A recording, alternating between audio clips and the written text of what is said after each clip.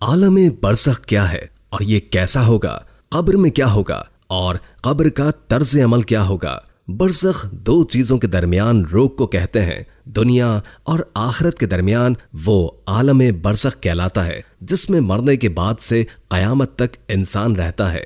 اس کا مطلب یہ ہے کہ انسان کے مرنے کے دن سے دوبارہ زندہ کیے جانے تک کے دن کا زمانہ ہے جو برزخ کہلاتا ہے، یعنی اللہ تعالیٰ نے اپنی قدرت کاملہ اور حکمت بالغہ سے آدم علیہ السلام کو مٹی سے پیدا کیا اور تمام چیزوں کے نام ان کو سکھائے۔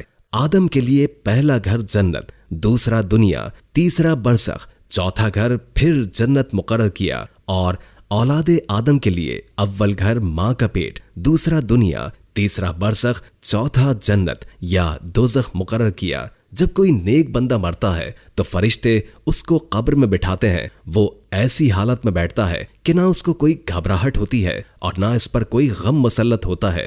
پھر اس سے پوچھا جاتا ہے کہ تو اس شخص کے یعنی حضور اقدس صلی اللہ علیہ وآلہ وسلم کے بارے میں کیا کہتا ہے؟ وہ کہتا ہے کہ یہ محمد صلی اللہ علیہ وآلہ وسلم ہیں جو اللہ تعالیٰ کے پاس سے ہمارے پاس واضح دلیلیں لے کر آئے۔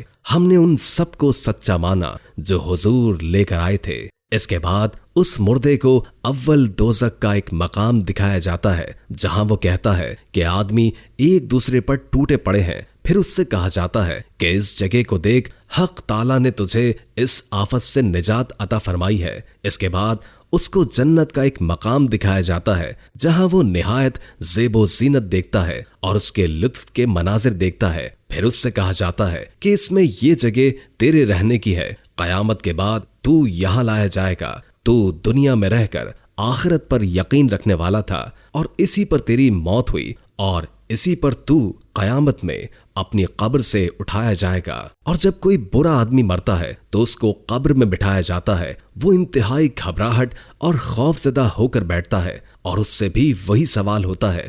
وہ جواب دیتا ہے کہ مجھے تو کچھ خبر نہیں، لوگوں کو میں نے جو کہتے سنا وہی میں بھی کہہ دیتا تھا۔ اس لیے اول جنت کا دروازہ کھول کر اس کو وہاں کی زیب و زینت اور جو نعمتیں وہاں ہیں دکھائی جاتی ہیں۔ پھر اس سے کہا جاتا ہے کہ یہاں تیرا اصل مقام ہے مگر تجھے یہاں سے ہٹا دیا گیا۔ پھر اس کو جہنم دکھائی جاتی ہے جہاں ایک دوسرا ٹوٹا پڑا ہے اور اس سے کہا جاتا ہے کہ اب تیرا ٹھکانہ یہ ہے، تو دنیا میں شک میں ہی رہتا تھا، اس پر مرا، اسی پر قیامت میں اٹھایا جائے گا۔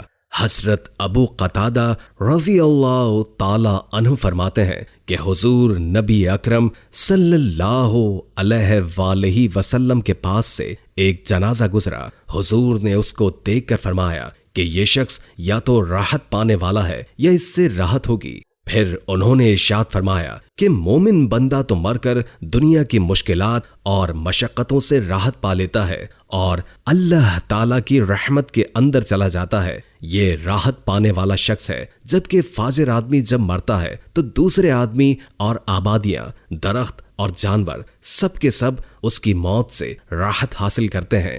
وہ اس لیے کیونکہ اس کے گناہوں کی نحوست سے دنیا میں آفات نازل ہوتی ہیں، بارش بند ہو جاتی ہے جس کی وجہ سے شہریوں میں فساد ہوتا ہے اور درخت خشک ہو جاتے ہیں، جانوروں کو چارہ ملنا مشکل ہو جاتا ہے۔ اسی وجہ سے اس کی موت سے سب کو راحت ملتی ہے کہ اس کی نحوست سے سب کو تکلیف پہنچ چکی ہوتی ہے۔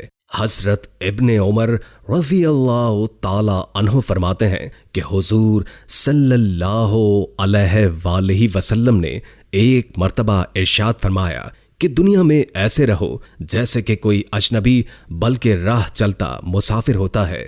حضرت ابو ہریرہ رضی اللہ تعالی عنہ فرماتے ہیں کہ ہم ایک مرتبہ حضور وسلم کے ساتھ ایک جنازے میں چلے۔ قبرستان پہنچ کر حضور ایک قبر کے پاس تشریف فرما ہوئے اور ارشاد فرمایا، قبر پر کوئی دن ایسا نہیں گزرتا جس میں نہایت فصیح اور صاف آواز کے ساتھ اعلان نہیں کرتی کہ اے آدم کے بیٹے، تو مجھے بھول گیا، میں تنہائی کا گھر ہوں، اجنبیت کا گھر ہوں، میں وحشت کا گھر ہوں، میں کیڑوں کا گھر ہوں، میں نہایت تنگی کا گھر ہوں، مگر اس شخص کے لیے جس پر اللہ تعالی مجھے وسیع کر دے۔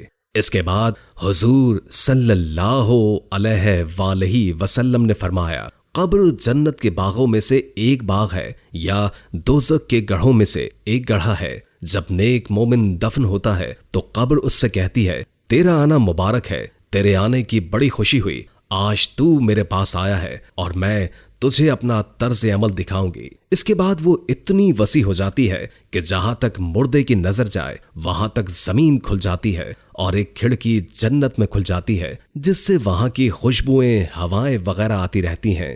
اور جب کوئی بدکار یا کافر دفن ہوتا ہے تو زمین اس سے کہتی ہے کہ تیرا آنا بڑا مبارک ہے، تیرے آنے سے بہت برا ہوا، آج تو میری ماتحتی میں آیا ہے اور میں اپنا طرز عمل تجھے دکھاؤں گی۔ یہ کہہ کر وہ ایسے ملتی ہے کہ مردے کی ہڈیاں پسلیاں ایک دوسرے میں گھس جاتی ہیں اور 70 اژدہے اس کو ڈسنا شروع کر دیتے ہیں، اور وہ ایسے زہریلے ہوتے ہیں کہ اگر ان میں سے ایک بھی زمین کے اوپر پھونک مار دے تو قیامت تک زمین پر گھاس اگنا بند ہو جائے۔ یہ سب کے سب قیامت تک اس کو کاٹتے رہتے ہیں۔ حضرت ابن عمر رضی اللہ تعالی عنہ فرماتے ہیں کہ ایک شخص نے حضور اکرم صلی اللہ علیہ وآلہ وسلم سے دریافت کیا کہ یا رسول اللہ، سب سے زیادہ سمجھدار اور سب سے زیادہ محتاط آدمی کون ہے؟ حضور صلی اللہ علیہ وآلہ وسلم نے فرمایا کہ جو شخص موت کو کثرت سے یاد رکھتا ہو